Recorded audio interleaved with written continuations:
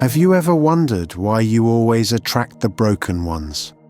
Why people seem to dump their pain on you like you were born to carry it? Why you're always the emotional safe house, but never the one who gets saved? This isn't bad luck. This isn't coincidence. This is targeting.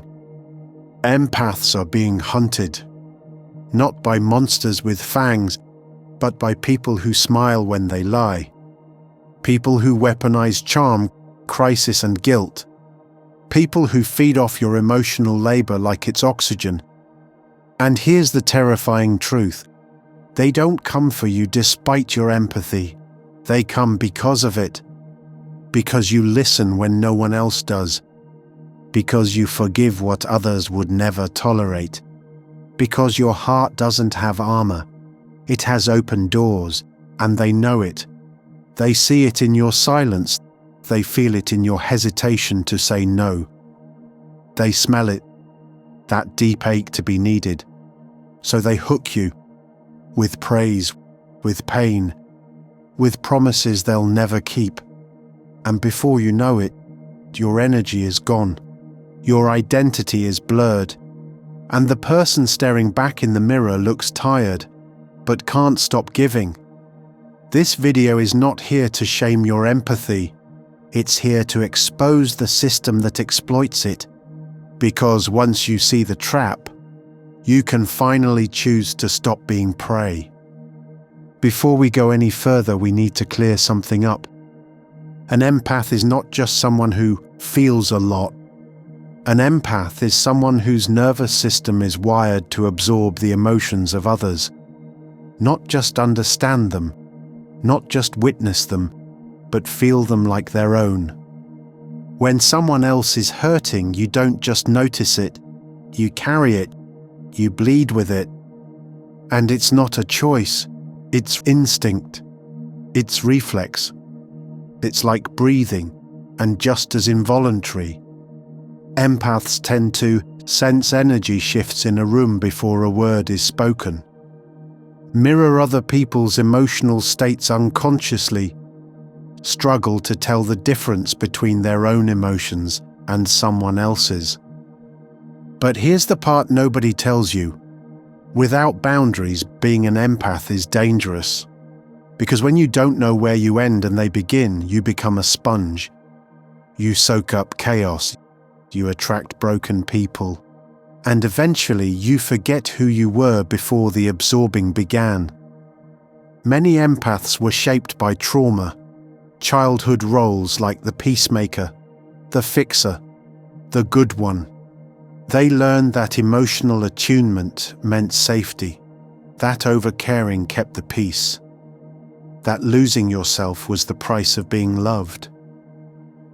And now you still carry that programming. But make no mistake, being an empath isn't the problem. Being unprotected is. Empathy is a gift, but without clarity it becomes a curse. And in a world full of people looking to offload their pain, you become the perfect target. Let's be blunt. Manipulators can smell you coming. They don't need to know your life story. They don't need hours of conversation. In the first few moments, sometimes just a glance, they know. Because they're not looking for beauty, success or charm. They're looking for softness, for openness, for emotional access. And empaths, you glow with it. They're trained, sometimes unconsciously, to spot the signs. You laugh politely at things that hurt. You apologize for things that aren't your fault. You hesitate before saying no. You make excuses for people's behavior, even when it hurts you. These tiny tells, that's all they need. You see, emotional predators aren't always calculated villains. Some of them are deeply wounded people who've learned to survive by controlling others. And when they see your empathy, they don't think, "Wow, what a kind soul." They think, "This person won't fight back." They test you, subtly at first. A boundary push, a guilt trip, a compliment wrapped in control, and when you respond with softness, when you accommodate, justify, explain, overextend, they lock in. You become the mirror they can manipulate, the emotional caretaker they never had, the one they can dump on, lean on, guilt, gaslight, and abandon. And you'll still come back trying to understand them, because your gift is empathy, but theirs is detection. They know exactly how to find the person who will overgive, overforgive, and never walk away. And in a world where vulnerability is currency, you become the perfect investment. But not for love, for control. And unless you see the pattern, you'll keep mistaking predation for connection. You don't attract emotional predators because you're weak. You attract them because you're unconsciously familiar. Carl Jung called this the power of the unconscious, the part of your mind that stores every unmet need, every childhood wound, every emotion you were never allowed to feel. And if you don't bring it into the light, it runs the show. If you grew up being the peacemaker, the caretaker, the one who kept the family from falling apart, guess what? You learned love meant self-sacrifice. That safety meant silence. That connection meant compliance. So now, as an adult, those old emotional blueprints are still active. You meet someone emotionally chaotic and you don't run. You recognize them, not with your mind, but with your nervous system. Your body says, "This feels familiar." That's not chemistry, that's programming. The manipulator feels like home, because they mirror the same dynamics you once survived. It's not your fault, but it is your pattern. And until you confront the unconscious roles you've internalized, the fixer, the savior, the selfless one, you'll keep reenacting the same emotional script with different faces. Jung's work wasn't about blaming the past, it was about freeing yourself from it. Because when you stop playing the part others wrote for you, you finally get to write your own. If you've ever asked yourself, "Why can't I leave?" this is your answer. It's not because you're naive. It's not because you're weak. It's because you're bonded through pain, not love. This is what psychologists call trauma bonding, a deep unconscious attachment formed through cycles of reward and punishment, affection, then withdrawal, validation, then guilt, love bombing, then silence. It's the same tactic used by cult leaders, abusers, and manipulators. But in relationships, it's even harder to see because it wears the mask of intimacy. At first, they overwhelm you with warmth. They mirror your dreams. They say all the right things. You feel seen, chosen, special. It's not just love, it feels like destiny. But slowly something shifts. They criticize more, withdraw affection, create conflict, then play victim. And when you react, they blame you. You're oversensitive. You misunderstood. You're the one changing. So now you start chasing the version of them that used to exist, the one who made you feel alive. You think, if I just love them better, they'll come back. But they don't.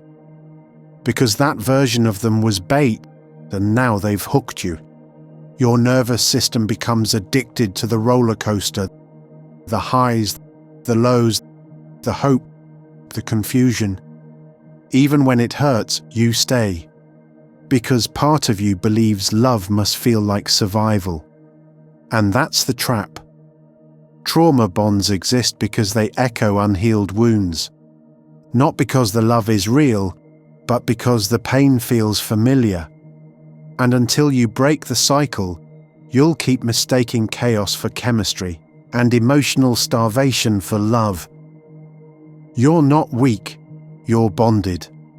But the moment you see it clearly, you're one step closer to breaking free. In toxic relationships, love is not the language, leverage is. There's a hidden economy at play, and in that economy your emotions are the currency. Manipulators don't want mutual connection. They want supply, validation, sympathy, forgiveness, attention. And you're the bank that never closes. Every time you over-explain yourself, they profit. Every time you soothe their chaos, they win. Every time you ignore your needs to meet theirs, you make another deposit into a system that was never built to repay you. This is what emotional extraction looks like. You calm them down, but no one calms you. You remember every important detail in their life, but they forget your birthday. You stay up late worrying about them, but they vanish when you're struggling. Why? Because you're not seen as a person, you're seen as a resource. Carl Jung said, "Where love rules there is no will to power, and where power predominates, love is lacking." In these dynamics, love is a performance and power is the goal. And your kindness, your empathy, that's the fuel. You think you're nurturing a relationship, but what you're really doing is funding their emotional convenience at the cost of your own. And the scariest part? They're never going to tell you to stop giving because your empathy and self-abandonment is their fuel.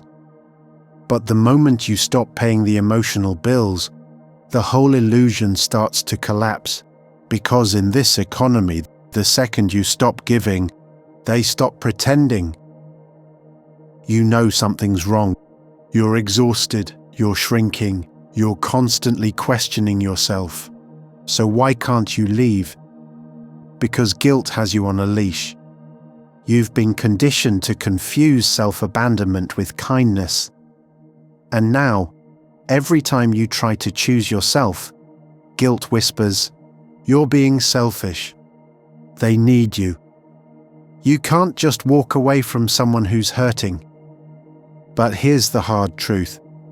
Guilt isn't always a moral signal. Sometimes it's just the residue of your programming.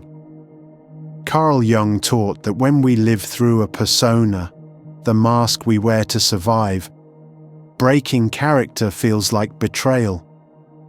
So when you stop being the good one, the healer, the fixer, your nervous system panics. Not because you're doing something wrong, but because you're doing something new. And manipulators know this. They lean into your guilt. They say, "You're just giving up on us. After everything I've done for you, you're not who I thought you were." But the guilt isn't real. It's a reflex. A trap designed to keep you from changing the role they benefit from. You don't owe your peace to someone else's chaos. You don't have to set yourself on fire to prove your empathy. The only thing you owe is your truth. And the second you stop treating guilt as gospel, you start to reclaim your freedom. There's a moment in every empath's life where they stop. They stop explaining, stop overgiving, stop softening the truth just to keep the peace. And that moment, it changes everything. Because when you stop playing the role they assigned you, the fixer, the forgiver, the emotional sponge, they don't get curious, they get angry. Suddenly you're cold. You've changed. You're not who you used to be. They miss the version of you who never said no. The one who made their guilt disappear. The one who carried the emotional weight they refused to touch. When you stop playing the role, you stop performing and start existing. And that's threatening. Not because you've become cruel, but because you've become clear. You no longer explain your boundaries, you just have them. You no longer chase closure, you give it to yourself. You no longer serve to be loved, you serve only from overflow. Who you truly are isn't someone's emotional crutch. It's not a mask made of patience and silence. It's a whole sovereign being with a right to peace, to rest, to self-respect. And yes, the backlash will come, because when you take off the costume, the people who love the character may not love the real you. But that's not a loss. That's the beginning of your liberation. You weren't born to be prey, you were trained to be. Trained to overfunction, trained to apologize first, trained to keep everyone comfortable, even if it killed your peace. But now, something inside you is waking up, and that something is called sovereignty. Sovereignty isn't about control over others. It's about reclaiming the control you never should have given away. It's the quiet revolution where you stop bleeding for people who won't even hand you a band-aid. So how do you shift from prey to power? Step 1. Awareness. You can't change what you don't see. Name the patterns. Own your part. Not to shame yourself, but to free yourself. You've been loyal to your programming. Now it's time to be loyal to your truth. Step 2. Boundaries. Not walls, not ultimatums. Clear, grounded, unapologetic boundaries. I'm not available for that. I'm not explaining myself again. I care about you, but I will not betray myself for you. Boundaries aren't mean, they're maintenance. Step 3. Emotional detachment. Detachment doesn't mean you don't care. It means you don't collapse. You can hold space for someone without becoming the space. You can offer empathy without being devoured by it. And this detachment, it hurts at first, because your nervous system has been wired to measure safety by how useful you are. But pain is not a sign you're doing it wrong. Pain is proof you're deprogramming. Step 4. Embodiment. This is where the shift gets real. You don't just know your worth, you move like it. You speak slower, stand taller, say less, mean more. You stop reacting, you start responding, and people feel the difference. Step 5. Selectivity. Now you choose who gets your time, who gets your energy, who earns the right to sit at your emotional table. Because you are no longer for everyone, you are for those who rise with you, not those who drain you. This is the path from prey to power, from unconscious empathy to conscious sovereignty. And once you step on it, there's no going back, only forward, into your full unapologetic self. If you've made it this far, let this truth land deeply. You are not broken. You were just unprotected. You were never too sensitive, never too emotional, never too much. You were wide open in a world that didn't know how to handle that kind of depth, and you paid the price for it. You learned to read the room before you read yourself. You absorbed pain that wasn't yours. You shaped yourself into what others needed, while quietly erasing your own reflection. But here's the miracle. The very traits that made you a target, empathy, intuition, depth, are the same traits that can make you powerful beyond belief. You just need to learn the part they never taught you. Protection, boundaries, discernment, self-trust. You are not here to fix people who refuse to fix themselves. You are not here to bleed in the name of love. You are not here to be emotionally looted by anyone who sees your heart as free labor. You are here to feel deeply without being devoured, to care without being controlled, to give without losing yourself in the process. Your task now is to accept yourself completely, not just protect your empathy, but to own it. So if this message reached something buried deep inside you, declare it in the comments. I am not broken, I am reclaiming my power. And if you're ready to keep rising, subscribe, because the world doesn't need more selfless martyrs. It needs conscious, sovereign empaths just like you.